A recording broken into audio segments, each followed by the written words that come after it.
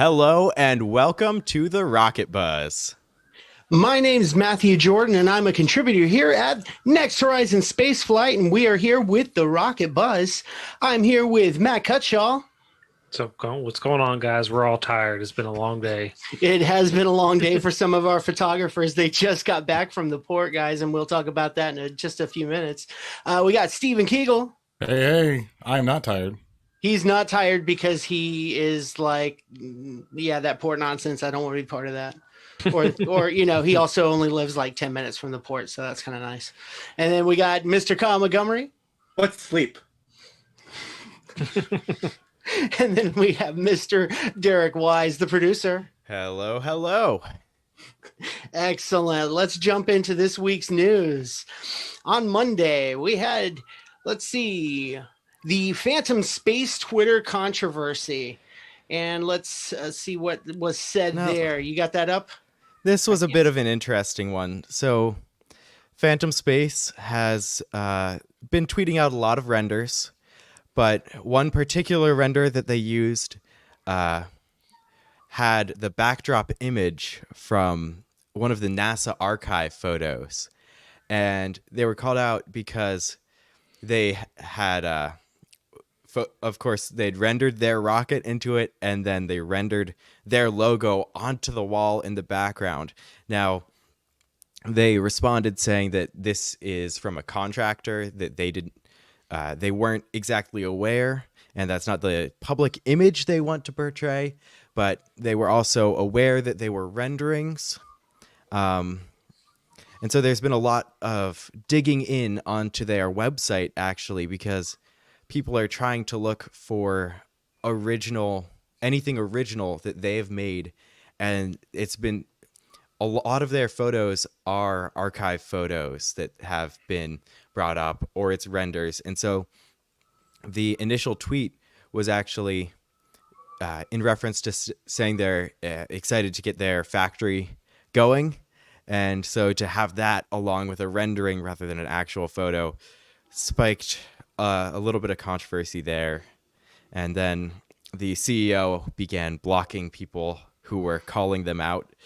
And that's never a good look for a relatively new company, especially when the CEO has previously been involved with space-related projects that have not yet seen success.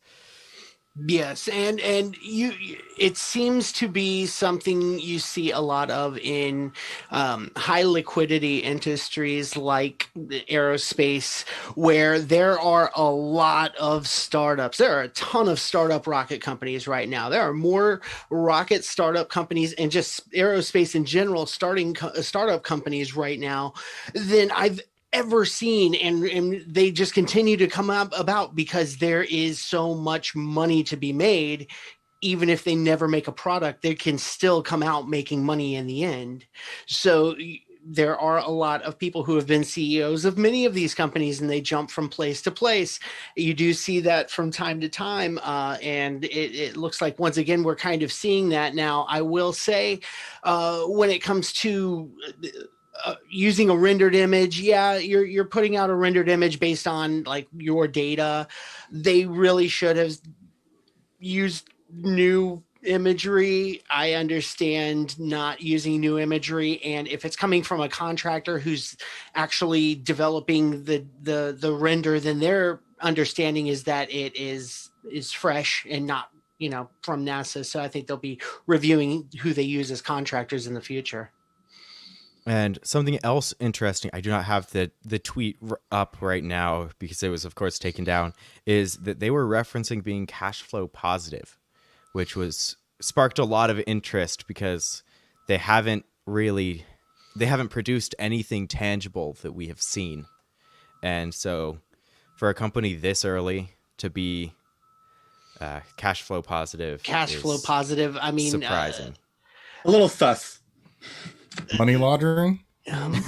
Yeah, that's kind of what it's sounding like. I mean, I don't want to say that about anyone because they might be coming out with a real product and this is going to be their product, and this is what theoretically they could have a lot of pre-orders, but they could have a lot of pre-orders. Is the odds of that good? I don't think so. I don't believe they would have already signed a launch services contract with any company, but stranger things have happened. I mean, the Bucks are going to the Super Bowl. Yeah, I mean, as we look through their Twitter, they've got lots of renderings of their Daytona launch vehicle. And so, I mean, I would love to see more people involved in space. That would be great. But I'm not holding my breath, but I want it to happen. Yeah, I mean, it's sleek and stylish as anything. It's beautiful. I mean, it's generic Electron. It's generic Electron, yeah. I mean, Yeah. Rockets can only have so much creativity to their design. It's a little restricted by physics. yeah, restricted by physics is certainly something. And I've seen a lot of stuff this week about space planes are the next big thing.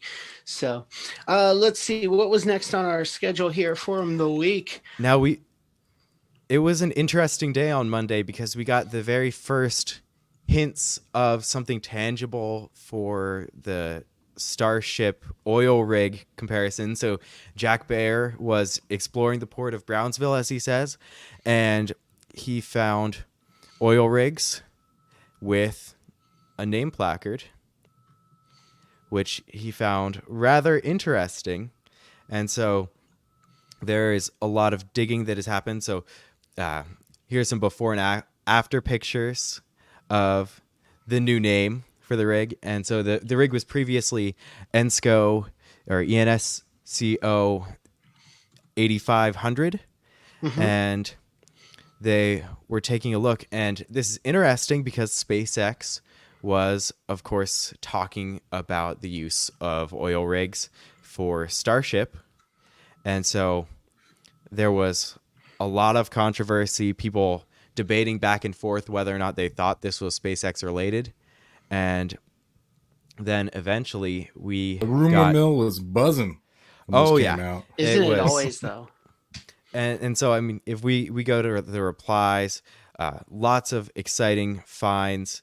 But then it was found that a shell company actually purchased them, I believe it was in August of last year.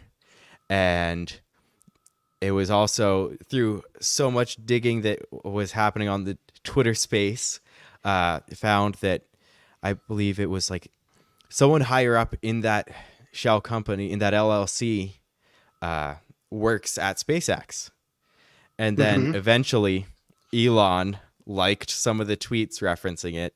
And so that as good as confirms that this was SpaceX. So there are actually two oil rigs. It's Deimos and I forget Phobos. the name of the other one. Phobos. Phobos and Deimos are the names of the moon of Mars. Yes. So it really does make sense that twin oil rigs that are going to be used to both launch and land rockets are going to be named that, and hopefully rockets to Mars are going to launch from these. So there had been rumor ever since a few months ago that something like this was going to be taking place, but just understanding the physics of the launch equation, any extra delta V you can get is good, and you get extra delta V for free if you launch right on the equator or as close as possible to the equator. This is why Arianespace has their launch complex in Kourou in French Guiana, because it is the closest launch facility in the world to the equator at 4 degrees away to the north, I believe. So they're going to move these out into the middle of the Atlantic right on the equator. They get a little extra delta V from that, and that's free energy that they don't have to use fuel. Now, what are they going to launch? They're not going to launch Starship and people one day on that. The logistics, they absolutely could launch Starship people one day from there. I'm pretty sure there's been discussion on this and about how they're going to shuttle them out in boats and whatever. Because they would use helicopters for the people who are going to be flying on Starship, my friend. And maybe the rich people, the peasants that might be able to barely afford it, like us. The third class in steerage back there. now it just seems it would be a logistic nightmare to fill up a gigantic. Actually, the real strat here is hyperloop to it. Although, what about the cargo and all that? can Hyperloop survive that amount of crush? Probably not. Probably not. I mean, Now, one of the other, I think the bigger benefit of this launch platform is if they're looking to launch every single day, you can't. That's a lot of sonic booms. A lot of sonic booms, and there are communities around there. They're already having multiple environmental reviews on what's going on, and so getting that away from people would be extremely beneficial, especially with all the landings that are planned on happening, because right now we've seen 1 to 3 engine firings. When super heavy happens, that will be so much louder. It will create so much more disruption than what we're seeing now. And so getting it away from people is important.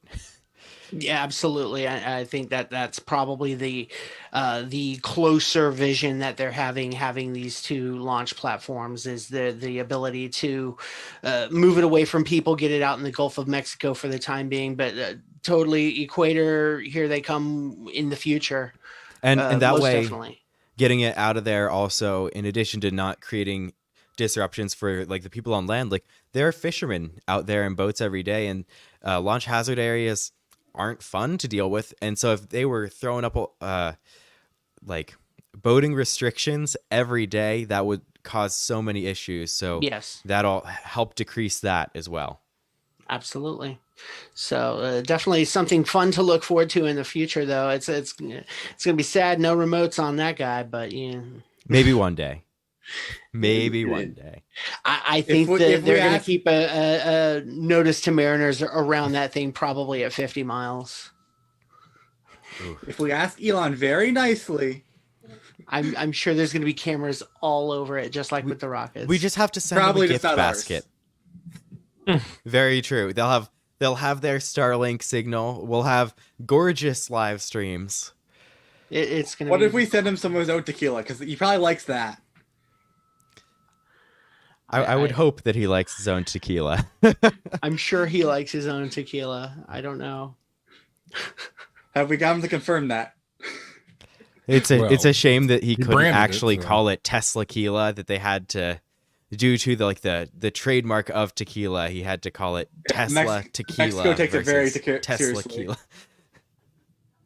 Excellent. Now let's see. On Tuesday, we got the information here from the Green Run update on the data inspections, and reading through the document that NASA has put out here, and I did not get a chance to actually listen to the news conference, unfortunately, but reading through it, it's looking like they had uber conservative parameters set for this first test, just to ensure the safety of the core, because hey, they only have the one of them, so they wanted to make sure it was going to be safe. They set some uber conservative safety parameters, and those were violated, which caused that shutdown at 67 seconds of a planned 8-minute run.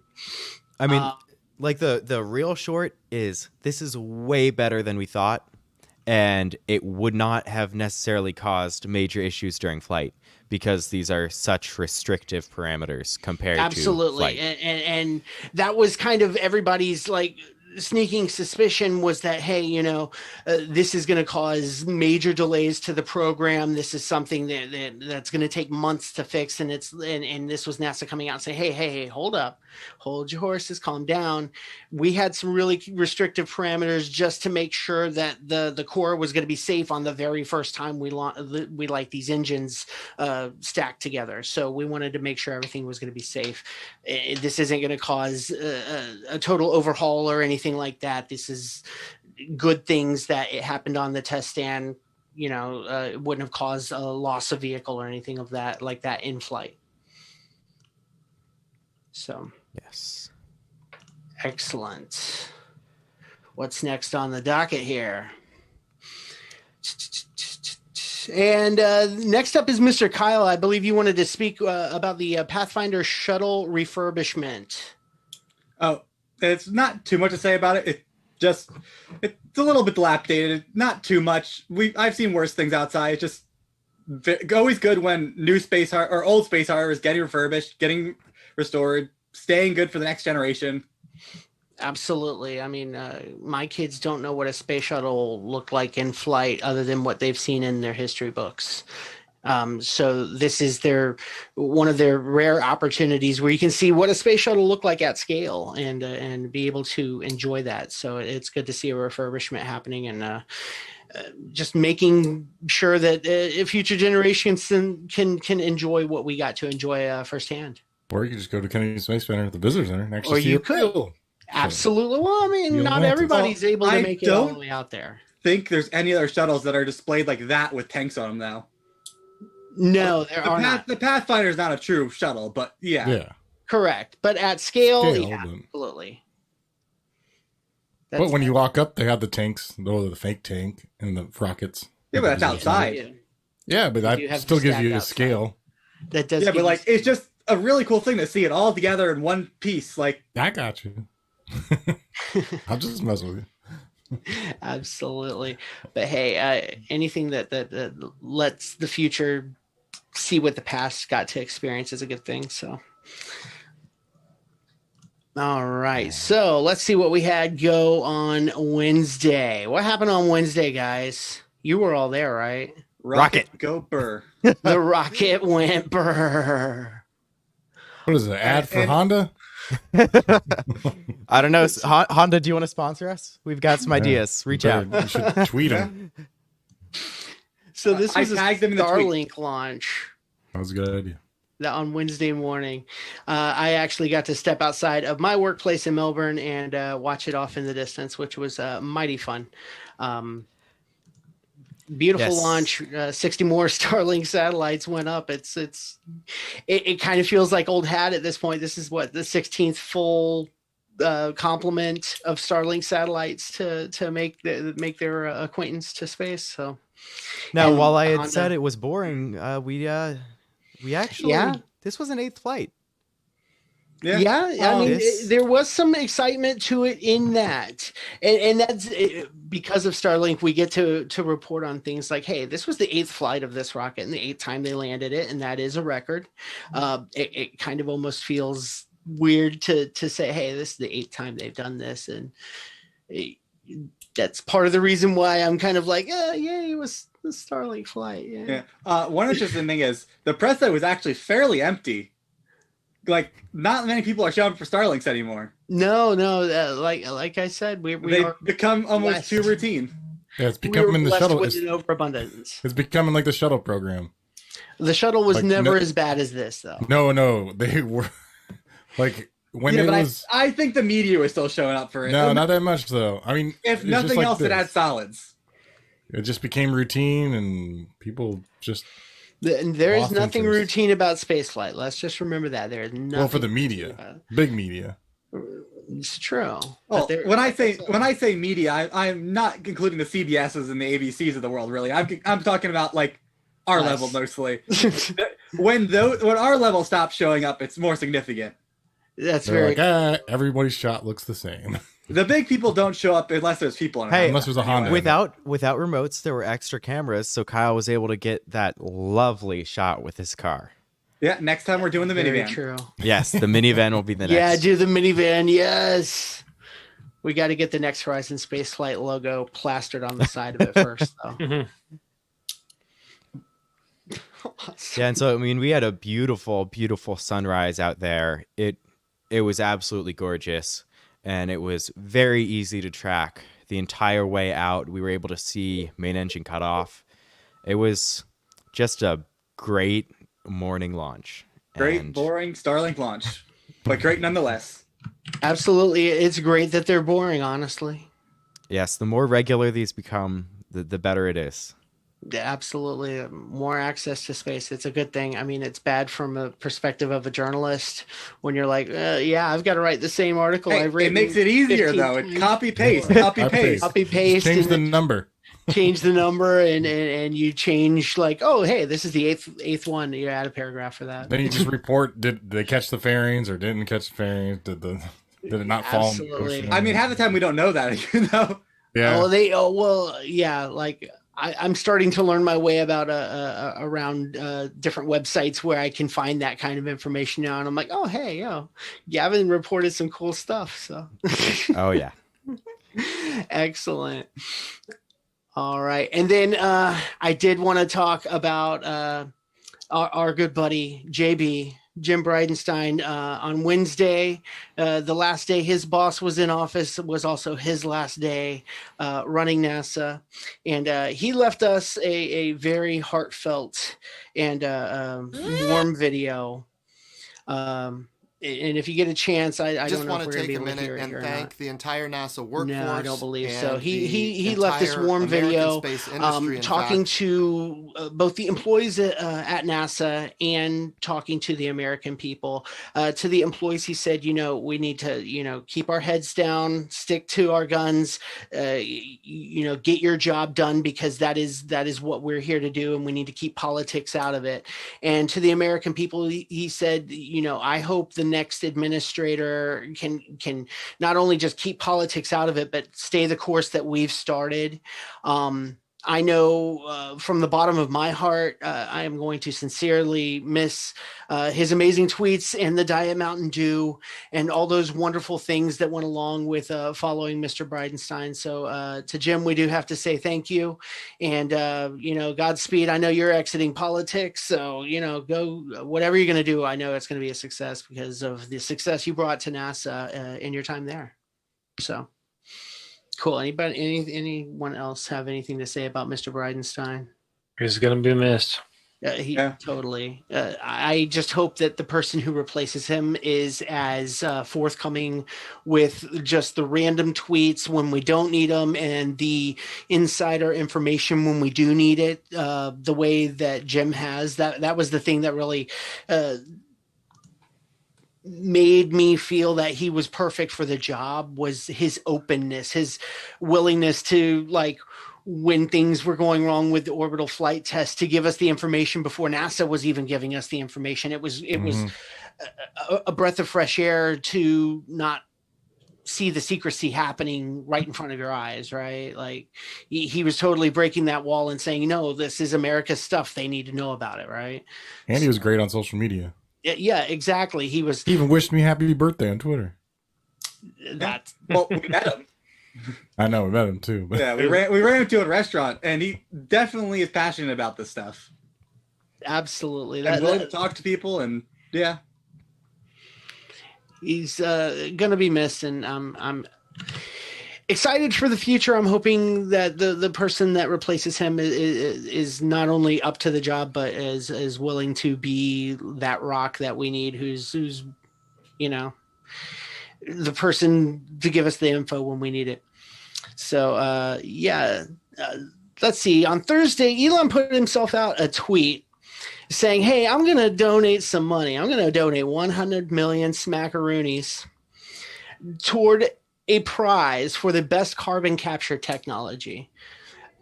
First off, if you're the richest person in the world, that's chump change, but it's motivation for somebody else. It is complete motivation. It's still pulling out 100 million of Tesla, because I mean his value's in stock. His value's in stock. His value's in companies like SpaceX is not that's a privately owned organization. He owns that sucker. Like, that's a lot of money. So maybe once they get to Mars, we'll have our chance to buy a piece. Yeah, maybe one day. But he's putting the money up. Kind of reminds me of something like the Ansari X Prize back in the 90s and 2000s. That really was a driver for reusability that we're seeing come to fruition now. Maybe one day we'll get to see Spaceship 2 do its thing and see Virgin Galactic make that initial fruit come true. But Elon kind of took some of the reins of that too with the reusability and said, hey, this is completely possible. So one of the reasons we love Elon, and now he's turning around and saying, okay, now let's go ahead and start the next generation thinking about, well, we need carbon capture here on Earth. That's also going to be something that can benefit us in going to Mars because, hey, the atmosphere of Mars is made up of carbon dioxide. So being able to capture that would completely be working toward terraforming Mars, which is, part of his long-term goals. Now, Ross has a great idea. How about a tree? Is that a good tree, carbon though, capture technology? That's a great carbon capture trees in technology on a space. small scale. Do you think someone's actually going to try and send him a seed? I don't think that someone's going to send. If someone sends him a seed, he should send him an autograph at least, or a free Tesla. I'd take a free Tesla. Okay, let's send him a seed. Do it. If you get a Tesla, let me drive it. No, we have to get a collection of the best trees for capturing carbon. Yes, the Get best. those seeds, put them in a nice box, and mail them courtesy of Next Horizon Spaceflight. I believe that'd probably be pine cones. I believe conifers are the best. We got to find one of the Carbon moon. capture We have to trees. find one of the moon trees and get seeds from that and send them to him. Well, There you we're local. We can do that. We totally can. There's we can moon track trees it. all over. It's just poorly documented. Not for long. Kyle, Was guess that, what a you're pun? doing Was this that a pun? Not for lawn? Guess what you're doing this week, Mr. Cut it Montgomery? out. We'll ship the whole tree to Elon. Awesome. All right. Let's see. We had nothing going on Friday or Saturday that I can remember specifically. I did Well, read delays. a couple. Yeah, Delays. Yeah, that's remote pretty much setting, what, remote resetting. yeah. All you guys is fun stuff with the cameras. I'm glad that words don't have to be set but ahead of time. I mean, articles do work better if you write them ahead of time, but Very true, very- I have a problem with pre-writing articles because it feels like I'm anticipating a positive or a You're gonna negative jinx it? outcome. I feel like I'm going to jinx it if I pre-write an article. So especially for like major flights, I don't pre-write. I write like as it's happening. That's just my process, though. Well, how about today? Today was quite a day. Today was a great day. We had Transporter 1. I woke up and got to watch a rocket launch right after waking up. So it was a pretty good morning for me. Transporter 1 launched on time. It was right about 10 o'clock this morning. Booster did land on the drone ship. Of course, I still love you. New landing pattern this time. It did not go out like to the north and east like we would normally see. It went to the south and sort of to the west-ish on a polar. We're going sun synchronous. Yes, it was a sun synchronous orbit. So in a polar orbit at that, which are all polar orbits are, well, all sun synchronous orbits are polar. But it landed in the Straits of Florida, which are between Cuba and Florida. On, of course, I Still Loved You, and the water fairing. There was a water recovery of the fairings by Miss Chief and Miss Tree. And I did, there might be some pictures. When I'm reading through this, I don't get to see what's happening. There we go. Yes, we did. And also, this was B1058, notably. Yes. B1058. wait, the What's interesting so booster. special? It So we first flew demo 2, and then it flew analysis 2. Then I think it flew 3 Starlinks, and then I think it flew SMX7, and then it flew this mission, Turksat. No, not Turksat. What flew today? Transporter. Transporter 1. They're both T's. You get a T for terrible effort. Hey, I named every other mission. You'll eventually get there. It's like naming all your kids till you get to the one you're actually trying to call. Now we Yeah, did have. And then I call the wrong one at the end. Now What was today that? we did have some cloud cover, which wasn't necessarily ideal, but we got a nice loud rumble from it. I know there were a few people waiting, trying to catch a landing burn in Miami. I know a few people saw it. I haven't seen any shots of a landing burn from Miami. I don't know if anyone did get any, but apparently clouds were not ideal down there. But I mean, it was another, just like Seocom was, it was very high in the sky compared to what we're used to. You're looking almost straight up, it feels like. I was watching the coverage while actually watching it from my front porch here in Orlando. And on the coverage, the camera was actually showing it going upside down on the screen because of the angle. And I showed it to my wife and I'm like, I think something's wrong with the rocket. It's upside down. She's like, really? I'm like, no, it's just the camera guy is upside down. Yeah, and so now this was notable because 143 satellites are on there. Mm-hmm. Now that there are 10 Starlinks and then numerous other companies that all purchased a ride on here. And so it's exciting to see the Falcon 9s really being used. We've seen a couple other vehicles with ride sharing, like on like some of their Starlink missions where they've had like Planet, but now seeing dedicated ride share missions where they just sort of throw a couple extra Starlinks on there to fill it up is really cool. That's super exciting. That's what SpaceX is all about, is accessibility to space. And that's what we're seeing here, where they're saying, hey, do you have a small satellite you want to launch? Do you have like $50,000 you're willing to give to SpaceX? Because we have some space on our rocket and we're going to make a lot of space. We're just going to donate a launch essentially. Now it's significantly, like, I believe their starting price is like $1 million. You can actually go to their website. You can sort of just go and buy a launch on their website, filling out the cost. So, I mean, but bringing it down in price wise is absolutely amazing. It's still $1 million to put something into space is the cheapest it's ever been. Yeah. There's a chance they actually end up paying a little more less than that. Who knows? But like, yeah, because if you divide 50 million by 143 or 141, I guess it comes down to lower than $1 million. Yeah, absolutely. It's ridiculous. Yeah, I mean, if you're buying price. like a section, if you're able to fit like multiple small satellites in that section, like who knows how it really works in there. But we got some amazing images from Ben Cooper before the launch of what all those satellites look like. Tons of little microsats and essentially the smallest satellites you can design, and then everything from the little microsats all the way up to, there's some of the larger satellites at the top that you can see there that are almost, not quite the size of maybe one of the Starlinks, which I believe are down here at the bottom. Yeah, I believe that's here. Yeah, so you have your Starlinks down here at the bottom, and you notice the largest satellites there aren't even close to the size of one of these satellites, but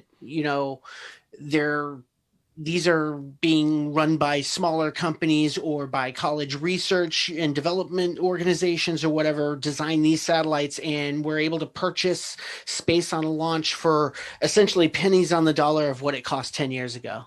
And now I believe even NanoRacks had a customer payload on here. Now NanoRacks, notable because recently they brought the Bishop airlock to the International Space Station. So this is a really exciting mission for the future of what SpaceX will be doing with these ride shares.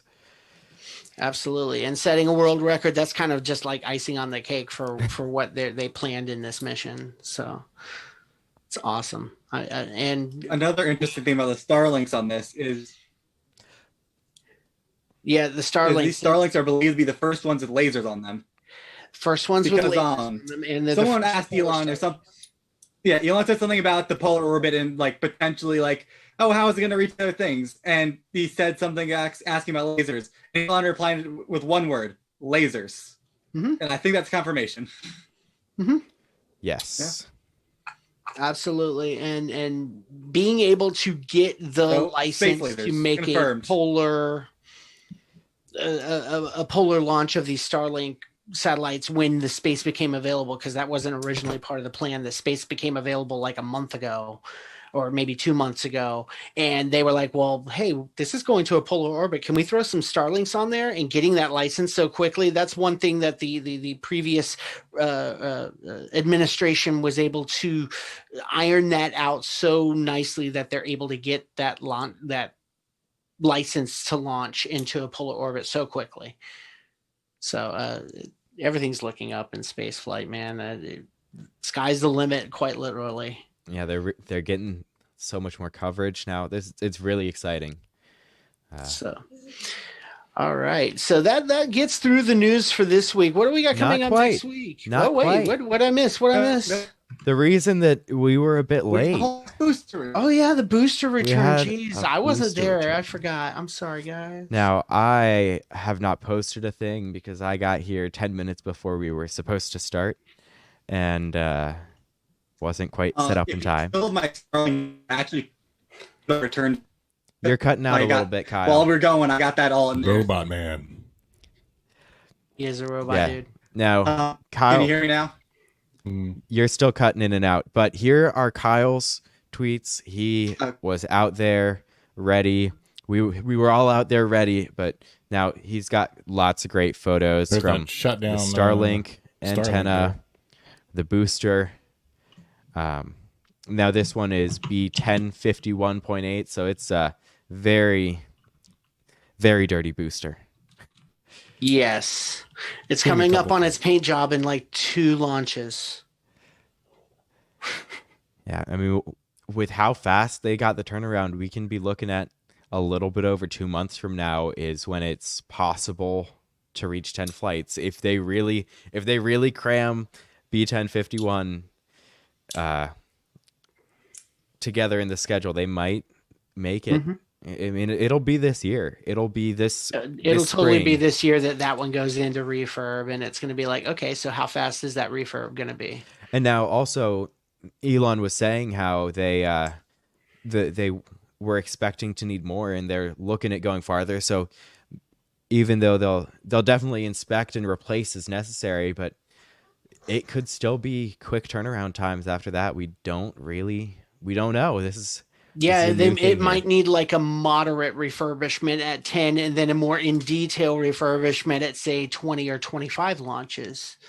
They're kind of learning as they go with this because no one's ever done this before. So it marking that new trail. Absolutely. It's exciting to watch everyday people getting excited about watching the boosters, because you go out there are a bunch of fishermen, and then they see that this rocket, now not all of them are very familiar with spaceflight, so they were wondering like when this one launched. They thought maybe it launched in the morning, and it's like takes a bit longer than that, but SpaceX will get the time down with Starship. And so it's really amazing that this reuse is able to get people that weren't otherwise interested in spaceflight. Absolutely. Great shots, Kyle. Get more people in on this. It's always a good thing. It's why we do what we do, is to get more people excited about going to space. Now, something else that Elon tweeted about just earlier today is the Boring Company tunnel in Las Vegas. And there's not much to address here, but he did note that whenever they are allowed to have an opening party, they will be having a Fallout themed opening party. Yeah, nice. Very nice. I'm excited. It's good things. Not too much to talk about there. It's Not a too one much. sentence tweet and then a one sentence reply with a picture. But I thought that was worth noting. It is worth noting. Absolutely. Is this the tunnel? This one is where they go on a platform to drive, or the car drives itself through the tunnel? The car, I Either. believe, drives itself through the They've tunnel. basically switched to just the car driving through the tunnel. Okay. Even I like remember the there- platform was in the initial plans, but Yeah. That I requires get- building a whole platform. yep. Cars exist. Yes, but I believe the concern with building the platform was to give an ability to cars that aren't self-driving to be able to make that trip. Yeah. Yes. Oh, well, not the platform was mostly for like a subway type system. And I know there was a lot of people that were really mad that it was a rich person tunnel because you had to have a Tesla to use it. There was definitely a lot of controversy about that. Yeah. Yeah. Well, hey, if they're Teslas seeing aren't the really future. rich person thing. No, I mean, I can get- grand. I'm not- I mean, it's like a I can Honda get a Civic. used one for $49,999. I can attest that is a lot more than my Civic cost. Well, I get a full up. They're Civic. not cheap. That's for sure. They're not they're a not cheap car, but they're not. It's not a Corvette, man. Like it's not a super expensive car. It's not a Porsche. You're getting No, we're all you'd have to get a talking. We're Civic talking Type about R the before you're lowest end competing with Model that. 3, and so and even so, that's and you need the self-driving upgrade to probably do the tunnel. yes. All right. And that's so like there's $10,000. $37,000. Yeah, the self-driving upgrade does cost like $4,000 to. Oh, to it's been going up. activate. It's just been skyrocketing in price I'm sure. I mean, because when it's like when- the advanced autopilot and then full self-driving. Yeah, they've. it's still not even really- an actual option. They're still only on the advanced autopilot right now.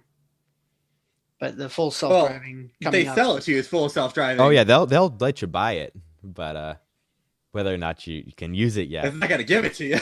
Yeah, like you can spend the money. I had heard, and it was maybe like 10 months ago, I heard a story on NPR about a gentleman who pocket bought the self-driving upgrade for his Yes. Tesla. And I Yeah, did I double think- check. It's I think he- $10,000 for full self-driving. Yeah. So Yeah. the car now comes with autopilot is included for the Yes, base so price the, of 39. the But base that's just level But yeah, autopilot. you want the auto steer thing. That's what they're calling it. Auto steer on city streets is a $10,000 option.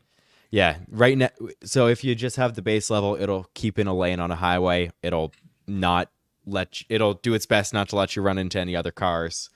But yeah, the full If you want it to self-driving. steer itself, you're Yeah. gonna Well, no, fork over 10. it will steer itself on the highway with autopilot. It just won't do it to its full extent. It won't go between lanes. It won't navigate. You aren't able to summon it to you. It won't listen to traffic lights. That's what I want to be it's able only to a- summon it to me. Or even better, while I'm doing a handyman job in a building in downtown Orlando, I can set it to Uber mode and let it go make money for me and drive around Now, people. I will say, I have been in a Tesla that is being summoned that has struggled. And Oh yeah, it I've can seen be them. scary. I'll be honest. It's not. They're really careful. Well, as long as it's not It's- your Tesla, it's not that scary.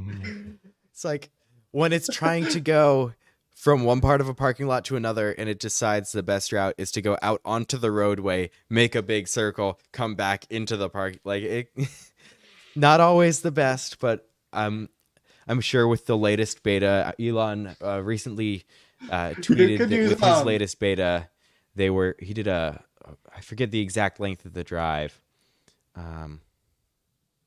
with no taking control at all. I like mean, that he's I willing to think test out the technology too. That just it makes me feel like better about the product if the person who came up with it is willing to test the thing Absolutely. until it blows up with him in it, and then I'm going to be like, yeah, I'm not buying one of those. Not that I'm saying They don't that's- blow up yet. They might catch on fire. Yeah, Yeah. so he replied, well, compare it to a normal vehicle, and I mean, the fire most normal vehicles won't catch on fire again, though. the fire risk is higher, but the explosion risk, I would say, is probably lower. Yeah. Now, he said on the 23rd, they're switching to a more sensible full self-driving numbering to distinguish between the major versus minor updates. The current build is full self-driving 8.1, and he said, it drove me to an unfamiliar location in LA and back last night with no interventions. So that's impressive. That's really cool that they've... So you can get after potential savings, depending on what state, because it doesn't say. You can get it with with the full self-driving and all that. Starts at 43,000. Now that the potential savings includes gas savings. They are Is that what they kinda- put in there too? I thought it Yes. was like They're government. kind of sneaky. Yeah, They're like kind of if you sneaky compare with it that. to be my honest. Civic, gas savings doesn't really exist that much. But you compare it to some old truck, there is a lot of gas savings. Yeah, it's well, they're there's definitely no- sneaky with their advertising. But now they used to just have the price with savings as the one that would show up unless you like selected to see it. Now at least you see both, because it wasn't nearly as clear Mildly shady. originally. It's only Mildly estimated shady. $669 a month. To be fair, gas dealerships are also shady. Oh, I'm not denying that, but All dealerships Every are car shady. dealership is shady. It's a grading of shady, though. There's been dealerships I didn't think were that shady. There's been dealerships I thought were very shady. Oh, I've been in some super shady dealerships before, and I've been in some dealerships that I felt were like not shady at all. And then I saw the shady happen. I'm like, oh, hey, they are shady. They're just hiding their shady better. yeah, True story. yes. All right. Coming up this week, the only thing I've heard of is the 29th. We may potentially have another Starlink launch. There are Yeah. lots of Starlinks coming up in the time. We don't have lots of I don't keep track specific of them that info. far out. Yeah, I mean, well, the It's like 5 days. 29th is not that far. We've got a booster return to look forward to in a couple days now. yeah. I haven't Yeah. got the media email yet, so And also next week I will have to share my remote video. I'm looking All forward right. to sharing that. It's going to take me a little bit of time, but What? Bernie got to sit in the dragon? That's awesome. Yeah, he's been hanging out there for. He's been hanging out. I love those mittens. I love those mittens. that meme died. That meme died. He looks within so a day. grumpy. I'm He looks sorry. so I still love grumpy. him. It I was still love him, but hilarious. He looks so It was grumpy. hilarious, but it's dead now. I'm sorry. And then, did you see the pride picture someone made with all the different women with the different colors of dresses? And then Bernie is the green. And I'm like, they couldn't find a woman wearing a green dress. They had to use Bernie like that. That's not fair. He's not jealous. I did not see that. I've seen it like 3 times. where are you seeing these? Yeah, really. Just on I- Twitter? I have no. This is on Facebook. I have lots of that friends makes more that are in sense. that community. on So Facebook. you're in the Facebook meme. So have you seen any Minion memes with Bernie in them? no. Sure, there are.